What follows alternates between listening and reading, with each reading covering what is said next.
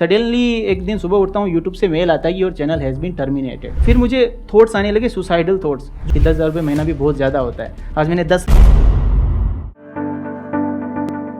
आज जो हमारे यहाँ पर गेस्ट हैं उनके YouTube के ऊपर 3 मिलियन से ज्यादा सब्सक्राइबर्स हैं, लेकिन आज तक उन्होंने अपना फेस रिवील नहीं किया है।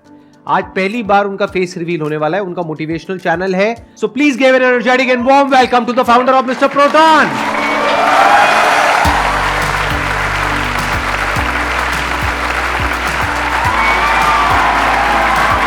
अरे अरे गले पे प्लीज बैठिए। सर, मैं 2016 में आपका सेशन हुआ था, फंडू फंडाज नाम की आपकी एक सीरीज़ थी। उसमें मैं एज अ ऑडियंस आया था, बैठा हुआ था 2016 अच्छा। में। हाँ, और मैं पीछे पीछे बैठा हुआ था। मैं सोच रहा था मेरा नंबर आ जाए कैसे भी करके क्वेश्चन पूछने में या आपसे बात करने में। लेकिन अगर मैं वहाँ से निकल करके यहाँ पर आ सकता हूँ तो इस दुनिया में कोई भी कुछ भी कर सकता है। बहुत बढ़िया। आपने अपना ये चैनल कब शुरू किया था? कौन से साल में शुरू किया था? 2016 में ही किया था। आपका सेशन देखा। कहाँ से आई है मोटिवेशन अपना चैनल शुरू करने की, स्पेशली एक मोटिवेशनल चैनल? आपको 2014 से मैं फॉलो कर रहा हूँ। ठीक है। मैं 10th क्लास में था उस टाइम। सर का लास्ट लाइफ चेंजिंग सेमिनार जो था वो आया था यूट्यूब के ऊपर, तो उसको मैंने देखा था। मैंने कहा यार क्या बंदा है ये, मतलब खतरनाक है, स्टेज पे फायर लगा देता है पूरी तरीके से। मतलब ऐसा बंदा मैंने पहले कभी नहीं देखा था। मैंने कहा मोटिवेट होना है तो इनसे होना है और इनके जैसा बनना है। तो फिर मैंने सर की अडेप्टेशन लेना स्टार्ट कर दिया। सर जैसे बोलते थे वैसे हाथों को हिलाना, ऐसे कॉफ़ी पीते हैं तो भी ऐसे करते हैं सर। तो सर की जितनी भी चीज़ें वो अडेप्ट कर ली और 10th क्लास में सर से मोटिवेट होकर के 90% से ज़्यादा स्कोर किया 10th में। उसके बाद सर मैं 11th में आया। 11th के अंदर हमारी स्कूल में असेंबली होती थी, प्रार्थना सभा। उसके अंदर सबको अलग अलग टास्क दिए जाते थे कि ये कविता बोलेगा, ये मोटिवेशनल स्पीच बोलेगा, ये गीत गाएगा। तो मेरा हमेशा से था कि मैं मोटिवेशनल स्पीच दूंगा। तो मैं आपका सेशन घर से देख करके जाता था, सेम टू सेम डिट्टो जा करके कॉपी। अरे वाह, और कैसा रिस्पॉन्स आता था? रिस्पॉन्स अच्छा, बढ़िया। खतरनाक सर, खतरनाक। एक बार बताता हूँ आपको। हाँ, हमारे प्रिंसिपल थे, उनको तालियों से दिक्कत थी। वो बोलते थे ऐसे तालियां बजाते हो तो मच्छर या जो भी जीव होते हैं मरते हैं, बोलते थे। अहिंसा के मेरे सेशन में तो पता नहीं कितने मर जाते हैं। तो उन्होंने कहा कि तालियां नहीं बजानी है, अगर अप्रिशिएशन करना है तो ऐसे फूल ऐसे बरसा दो हाथों से।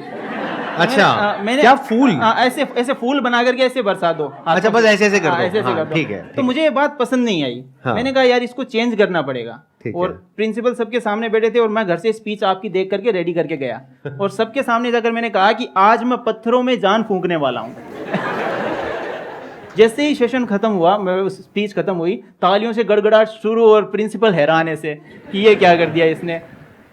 फिर लास्ट में मुझे वहाँ पर इतने अवार्ड्स मिले स्पीकिंग के, वो सारे आपकी वजह से। क्या बात है, आई एम सो ग्लैड। आप रहने वाले कहाँ के हो? कहाँ से आपने अपनी पढ़ाई पूरी करी? राजस्थान से हूँ मैं, चूरू से। जब आपने अपना चैनल शुरू किया तब आपकी एज कितनी थी? एज आई थिंक 2016 में किया था। अभी मेरी एज 24 साल है, तो 6 साल माइनस कर 6 साल माइनस कर लो, मतलब 18 साल। 18 साल। उसके बाद मैंने सोचा कि एक मिस्टीरियस चैनल बनाते हैं जिसके अंदर मिस्टीरियस तो चीज़ें होंगी, जैसे जो रहस्यमय चीज़ें होती हैं, लेकिन उनमें भी पॉजिटिविटी ढूंढेंगे। तो मैंने स्टार्टिंग में नाम रखा था मिस्टर, जो मिस्टीरियस का MY होता है, MYSTER, मिस्टर वो रखा था। फिर प्रोटॉन रखा था ताकि ये मिस्ट्री आ जाए और प्रोटॉन आ जाए, यानी मिस्टीरियस चीज़ों में पॉजिटिव चीज़ें, क्योंकि प्रोटॉन पॉजिटिवली चार्ज पार्टिकल होता है। तो इस तरीके से मिस्टर प्रोटॉन रखा। उसके बाद मैंने मिस्टीरियस उस पर डालना स्टार्ट किया, वीडियोज़ डाली, नहीं चली। उसके बाद मैंने सोचा कि संदीप, आपने एक बात बताई थी कि आप जिस चीज़ में ज़्यादा अच्छे हो, जिस चीज़ में आपसे बेटर कोई नहीं कर सकता, आप अपने फील्ड के पक्के खिलाड़ी हो, उस चीज़ को अगर आप करोगे तो आपको सक्सेस ज़रूर मिलेगी। फिर मैंने सोचा यार मैंने ऐसा क्या किया अपनी लाइफ में जिससे मैं सफल हुआ हूँ या जो भी कुछ हूँ मैं उसकी वजह से। तो मैंने सोचा स्टडीज़। तो मैंने क्या किया, एज इट इज़ जो चीज़ें मैं फॉलो करता था अपनी पढ़ाई में, वो कि वो वीडियो में एज ए वीडियो बना दी। और सारी चीज़ें में वो वीडियो डालते ही वीडियो में एक दिन में 1 मिलियन व्यूज़ आ गए उसमें। एक दिन में 1 मिलियन? और क्या नाम था उस वीडियो का? उस video secret study tips to score highest in every exam. वो कौन से ईयर की बात है? वो बात है 2017 की। फिर उसके बाद में आपने और वीडियोस डाली होंगी, तो प्रॉपर इनकम आनी कब शुरू हुई आपको यूट्यूब से? उससे पहले सर एक घटना और हो गई थी। उससे पहले ये हो गया था, वो वीडियो जब चली ना, मेरी वायरल हुई, तो मेरे सब्सक्राइबर्स इतने मतलब रैपिडली बढ़ने लगे। सडनली एक दिन सुबह उठता हूँ, यूट्यूब से मेल आता है कि your channel has been terminated. फिर मैंने यूट्यूब को मेल करना स्टार्ट किया। अब यूट्यूब इतनी बड़ी कंपनी है, सबके मेल्स तो पर्सनली चेक हो नहीं सकते, बोट्स होते हैं।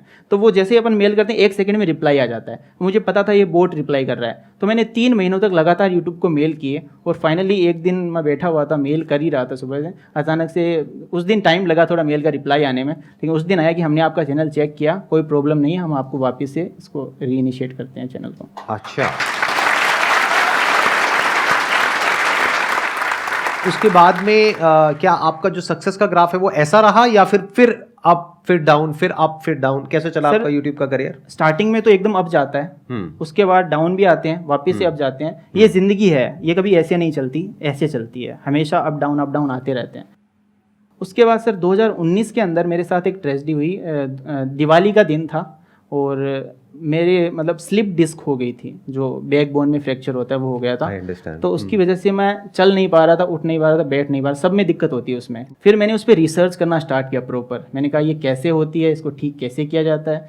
फिर मैं उसके डीप में गया, मैंने कहा स्लिप डिस्क की ये एक्सरसाइज होती है, वो एक्सरसाइजेज मैंने करनी स्टार्ट करी और धीरे धीरे मुझे इंप्रूवमेंट दिखनी स्टार्ट हुई और 1 महीने के अंदर मैं वापस से चलने लगा, वापस से बैक टू नॉर्मल लाइफ।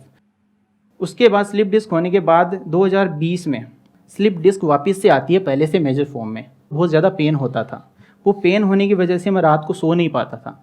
फिर मैं रात को लगातार 3-4 दिनों तक मुझे नींद नहीं आई। मैं पूरी रात ऐसे देखता रहता था ऊपर छत की सीलिंग की तरफ कि नींद कब आएगी, और वो पेन होता रहता था। इधर भी नहीं मुड़ सकते, इधर भी नहीं मुड़ सकते, ऐसे करके इतना पेन। वो पेन होने की वजह से स्लीप साइकिल डिस्टर्ब हो गया और स्लीप साइकिल डिस्टर्ब होने के बाद लगातार 1-2 हफ्तों तक मैं बिना नींद के रहा और मुझे इंसोम्निया हो गया था।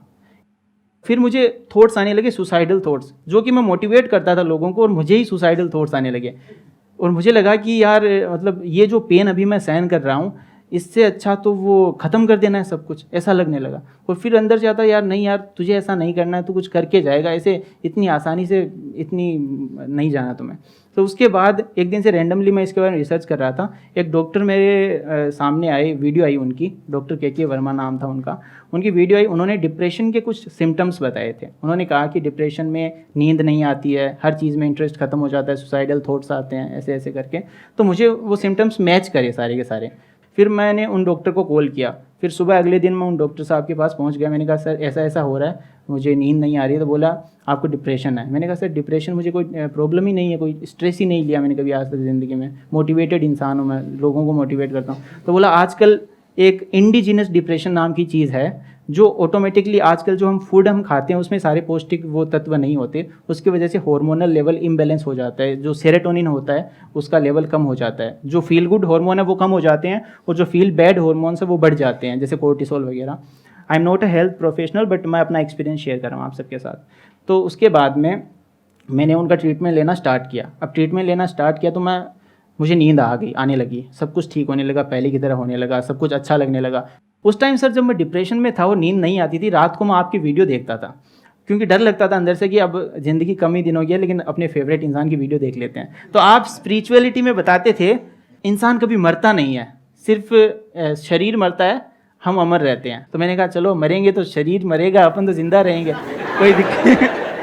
कोई दिक्कत मतलब मेरी वीडियोस को लोग अलग तरीके से भी इंटरप्रेट कर लेते हैं। I understand. हाँ, मैं समझ गया, क्योंकि हर कोई मेरी वीडियो को अपनी जो सिचुएशन है उसके हिसाब से इंटरप्रेट करता है। Right, I understand. तो मैंने सोचा, उससे मुझे हिम्मत मिलती थी, मैंने उससे लड़ने की, मैं हार नहीं मानता था। मैंने कहा वो डर खत्म हो जाता था ना अंदर से, अगर डर खत्म हो गया फिर डर क्या लगेगा किसी चीज से। मैंने अभी देखा, अभी कुछ टाइम पहले आपके चैनल पे आपने कम्युनिटी पोस्ट किया है कि अभी डिप्रेशन की प्रॉब्लम अभी भी चल रही है। तो आप एग्जैक्टली बताएंगे अभी क्या हो रहा है उसमें? सर ऐसा हुआ, डिप्रेशन का जो ट्रीटमेंट होता है ना वो काफ़ी लंबे समय तक चलता है। ऐसा नहीं है 1 महीने दवाई ली उसके बाद दवाई बंद कर दी। तो मैंने क्या किया, सही होते ही दवाई बंद कर दी थी। मेरी सबसे बड़ी गलती ये थी। हाँ, ये गलती है, ये मैंने गलती थी, मैंने दवाई अपने आप से बंद कर दी थी, जबकि साइकेट्रिस्ट से बिना पूछे आपको दवाई बंद नहीं करनी चाहिए। वो और कब बंद करी आपने दवाई? ये मैंने 2020 में 2-3 महीने लेने के बाद बंद कर दी थी। ओहो, अच्छा। उसके बाद बंद, वो फिर डिप्रेशन का एपिसोड दोबारा आता है वो और बुरे तरीके से आता है।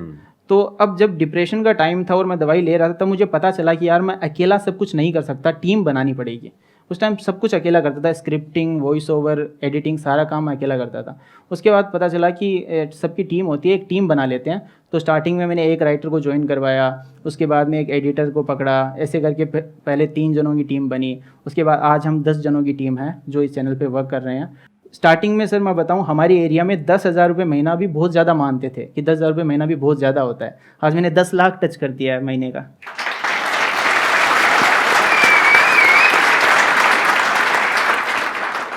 आपने सीटी बजाई, मैं आपको बता देता हूं, वो 10 लाख रुपए इनको मिला है, आपको नहीं मिला है।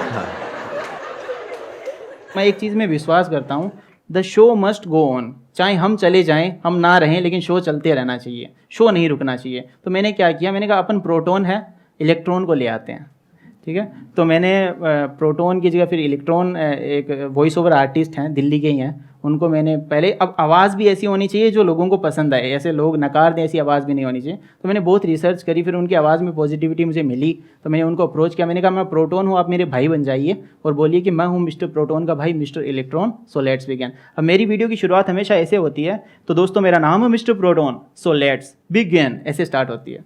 तो उन्होंने अब ऐसे कर दिया कि मैं हूँ मिस्टर प्रोटॉन का भाई, मिस्टर इलेक्ट्रॉन।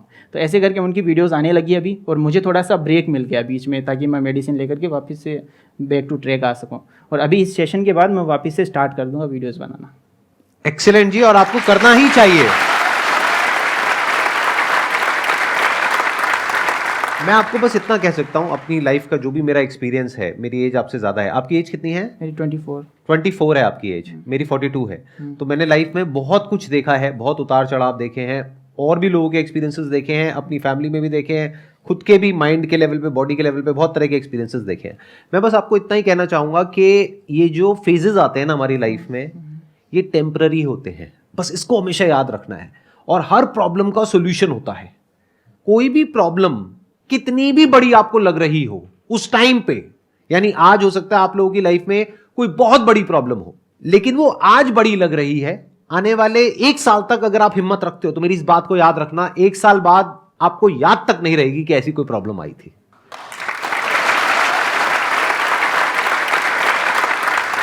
होता क्या है कि जब हम एक प्रॉब्लम में होते हैं, क्योंकि आपका फेस देख करके, आपकी आंखें देख करके मैं आइडिया लगा सकता हूं कि इस वक्त आप कितने पेन में हैं, और उसके बाद भी आप लड़ रहे हैं। तो मैं आपको बस ये कह सकता हूं, क्योंकि अब हम फेस टू फेस बैठे हैं, आप मेरी वीडियो नहीं देख रहे हो, तो मैं आपकी आंखों में आंखें डाल करके ये बोल सकता हूं, मैं झूठ नहीं बोल रहा, सच बोल रहा हूं, कि ये जो फेज है ये टेम्पररी है, निकल जाएगा।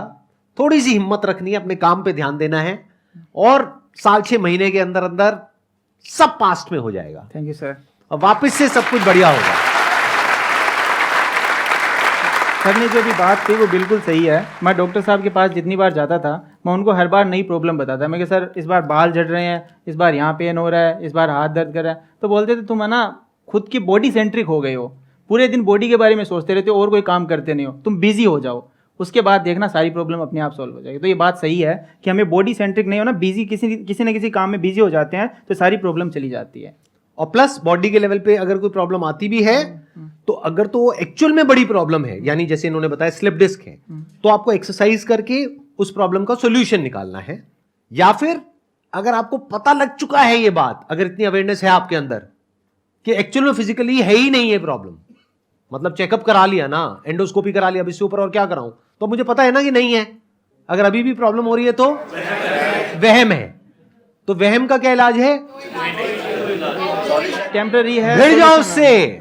जैसे एक वहम होता है बड़ा ही कॉमन, बचपन में मुझे होता था, आपको भी होता होगा, अभी भी शायद कुछ लोगों को होता होगा। जब घर में कभी ऐसा होता है कि कोई नहीं होता और रात का वक्त होता है और आप सीढ़ियों से नीचे उतर रहे होते हो, तो ऐसा लगता है कि पीछे कोई है। ऐसा होता है नहीं होता है? और आप तेज उतरने लग जाते हो। कभी ऐसा फेस किया है ना आप लोगों ने? तो अब इस प्रॉब्लम का क्या सोल्यूशन है? पीछे मुड़ के देखो। ये वहम है ना, पीछे मुड़ के देखो, अबे कौन है, सामने आ। नीचे उतरने की बजाय ऊपर चढ़ो। सच बता रहा हूं आपको, भिड़ जाओ उस फियर से। बोलो रोज रोज मरने से अच्छा है इस भूत की वजह से एक ही बार मरेंगे, अब या तो तू नहीं या मैं नहीं। भिड़ जाओ पूरी तरीके से, हमेशा के लिए उस प्रॉब्लम का सॉल्यूशन निकल जाएगा।